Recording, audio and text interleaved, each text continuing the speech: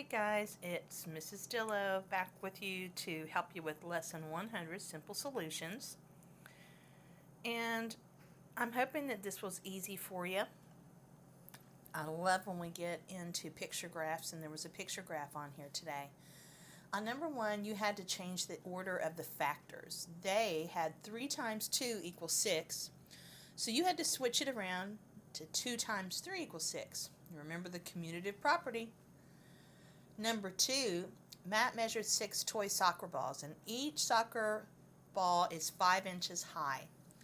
What's the height of the 6 soccer balls together? Well, think about if we stack those soccer balls one on top of each other.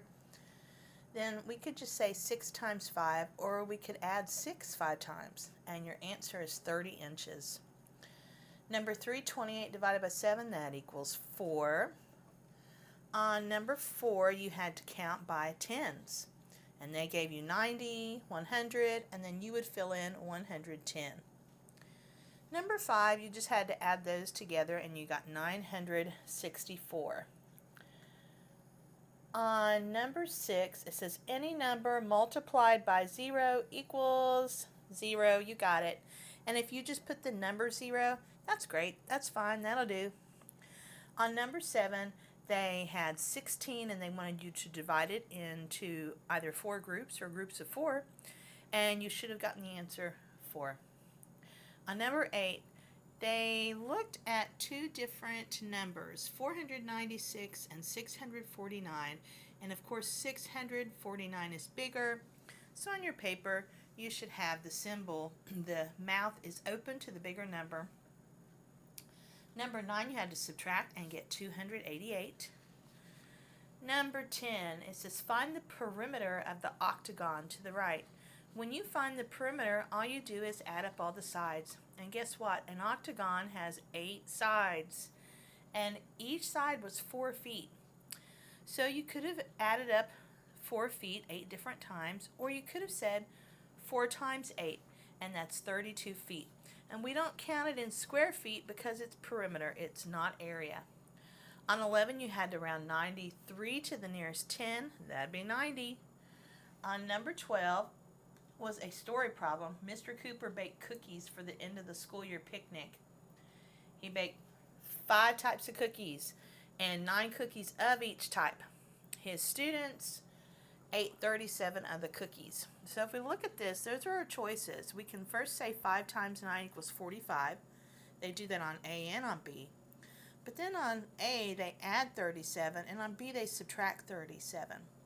Well, if it says that the students ate 37 of the cookies, that would mean they ate them. They got rid of them. They didn't add it to it or bake more. So B is your best answer. On number 13 through 15, number 13 says to add a title to the chart. And we've got votes for each ball game. Maybe you wrote something else. But if it's close to that, that's okay. How many votes does the half circle symbol represent? Well, here's the half circle. And since we know that each whole circle equals 2 votes, half of that, half of 2, is 1. So a half circle is 1 vote. Then it says, using the symbols whole circle and half circle, fill in the pictograph using the data from the tally chart. So baseball, there were 8. So 2, 4, 6, 8. You should have 4 circles. On basketball, it was 6. So 2, 4, 6. On football, there were only 5. So 2, 4. If we put in another whole one, that would be 6. So we have to make half of 1 to make it 5. 2 plus 2 plus 1 is 5.